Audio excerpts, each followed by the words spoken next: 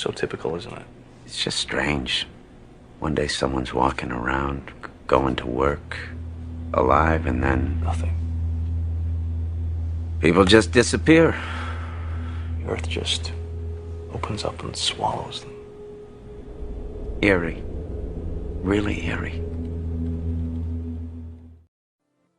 Liminal Spaces. If you didn't know, I am a massive fan of these. A liminal space is usually a transitional space that gives this eerie yet familiar feeling. Liminal, occupying a position at or on other sides of a boundary or threshold. A liminal space is like the in-between of something, an empty hallway for example. And so today I'd like to talk about my favorite ways liminal spaces and just liminality in general has been shown in film. But before that, why do I and many other people like liminal spaces? For me, it is the feeling they give, along with just the weird, empty look of it. Most liminal spaces that I've seen show areas and architecture from 80s, 90s, and early 2000s and 2010s, which is why I and other people get such a nostalgic feeling when I see some of them. Like this photo right here. You've probably never been here, but it just feels and looks so familiar.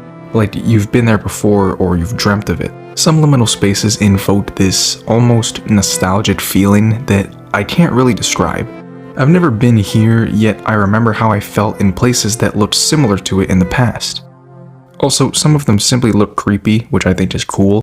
I'm a big fan of the vibe they give. All liminal spaces are empty, giving it such an uncanny feeling. The uncanny valley is an unsettling feeling people experience when something non-human resembles a human, like a robot or something. But it can also be tied to actual places, which is basically the whole point of liminal spaces. One of my favorite and probably the most iconic liminal space is, of course, the backrooms. I feel like most people know about the backrooms, whether you heard it from random internet stories or Kane Pixels, which was a lot of people's introductions to the concept. Also, he's making a backrooms movie apparently. What? Now, when I mean backrooms, I mean this and only this.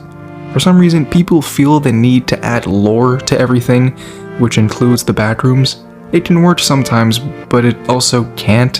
I like the idea of this yellow, dimly lit hallway that seems to never end, with this weird buzzing sound. Not this world where there's infinite levels with all these crazy monsters and super crazy details and stuff. Some are cool, but most are just really stupid and kind of ruin the point of the backrooms for me. I'm not kidding, I'm not even following my script. There is this video where the caption is, "What happens if an autistic person falls into the backrooms?" And the AI text speech thing is like, multiple things may occur, like entities, the monsters, may suddenly become friendly and give the kid earmuffs if he has sound problems. Like, what are you even saying? If a Filipino were to enter the backrooms in one way or another, a few good things might transpire. If you want a more in-depth video on why the backrooms was ruined, I really recommend watching The Backrooms Have Been Completely Ruined by Raimundo2112. Super good video. But now, the first film I want to talk about. Now, this is going to be an absolute hot take, but I think this movie is just okay. I know, grab your pitchforks. I mean, I've only seen it once, but it just wasn't really for me. One thing I absolutely loved though was the liminality and the creepiness. This is the only Stanley Kubrick film I've seen so far, but one thing I've noticed about him is how fantastic his cinematography is. I just love the way this movie is shot. Kubrick really is like a genius when it comes to capturing the eerie vibe of a liminal space. The way the Overlook Hotel is shot is just wow. Everything feels off and weird. A hotel is supposed to be filled with people and noise and all these things, but The Shining does the complete opposite. It's only the Torrance family that's around, and other than that, it's completely empty. The small, suffocating halls of the hotel, the weird and confusing architecture that feels like it leads to nowhere. There's actually a lot of theories and videos that go more in depth on that. The mazes and, oh my god, the colors. The use of color in The Shining is just wow. I love it all. I love the carpet, the walls, the rooms.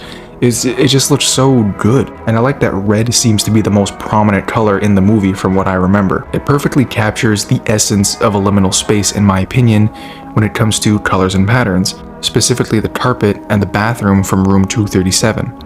The atmosphere and liminality of The Shining truly is just perfect and definitely one of the best examples of liminality and liminal spaces in all of movies. Oh my god. Vivarium is a 2019 sci-fi horror film about a couple who gets trapped in an infinitely looping suburban neighborhood. I mean, one look at this movie and you can already tell that this is the most liminal thing to ever exist. Like, come on. The first thing that came to mind for me when I saw this movie was, oh my god, this looks like a Backrooms level. Yonder, the area of the movie, is a labyrinth of never-ending homes and roads. It doesn't matter where you go, you will always end up back in the same spot. The town of Vivarium forces you to walk in circles, which just adds to the liminal creepiness of it. It's like the Backrooms, it's never ending, everything looks the same. And what I love the most about it is its simplicity and repetition. These two things are very common in liminal spaces that take place in areas like suburban neighborhoods. There's a lot of saturation and color to make the photo look more vibrant, and the suburbia is that how you say it? The houses look like they are never ending, like they continue for, well, forever. And sometimes all of the houses are the same color. Now, this isn't always the case. Sometimes the houses are all, just shaped the same and the colors can be different, but I think it looks cooler and a little creepier when each house looks and feels exactly the same, down to the tiniest detail. And that's what Vivarium got perfectly. Each of the houses have these pretty vibrant greens and blues. Every house is the same size, same shape, with the same architecture, look, feel, same everything. But at the same time, even with the colorful houses and the perfect round clouds and the nice sky, Yonder feels and is lifeless. It gives the characters and the viewer this feeling of dread. The bleak and silent emptiness of their environment is so unnerving. Knowing that they're trapped with the only exit being death is so dreadful and freaky, and we can see that empty freakiness of Vivarium affect the characters greatly throughout the movie. They try so many times to escape, but all they're met with is the same silent foggy roads, with the same empty greenhouses, with the same foods that taste like nothing. Vivarium, though not really a great movie in my opinion, really gets the idea of liminality down, and it just looks super cool. I wish the world and plot could have been expanded on a bit more because I really love the idea, but then again, that wasn't the point of the movie. It is no surprise that I absolutely love Jordan Peele and his movies. I own all of his movies, so three of them, and I love them all, but my favorite will always be Us. I love this movie for... Anyway. One of those reasons being this. I don't care what anyone says, this is literally the Backrooms. I mean, look at this. This is an absolute goldmine for any liminal space or Backrooms fan. I don't remember if this place has a name or not, but it's where the Tethered are from. If you haven't seen the movie, by the way, please do.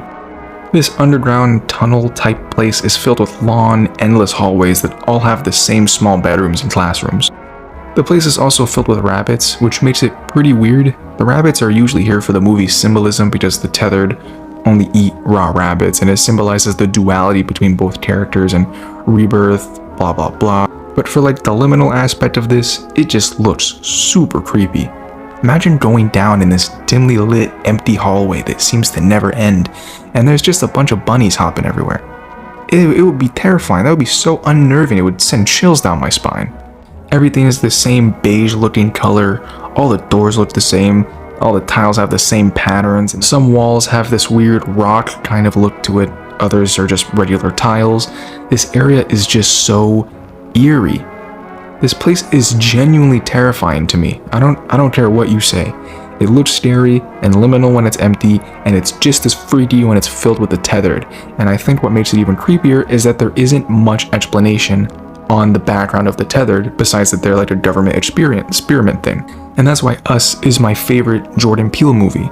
Excluding the great doppelganger story about the fear of facing yourself, the environment of the Tethered's home has always left me with this weird, creepy feeling that I just can't shake off when I watch it.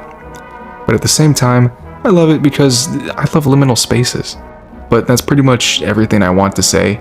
I didn't really plan an outro. My notes is just blank and empty here. Check out the Instagram and the podcast, and if you know any other movies that are like super liminal, put it in the comments down below. But yeah, that's it for me. Goodbye. It ain't hard to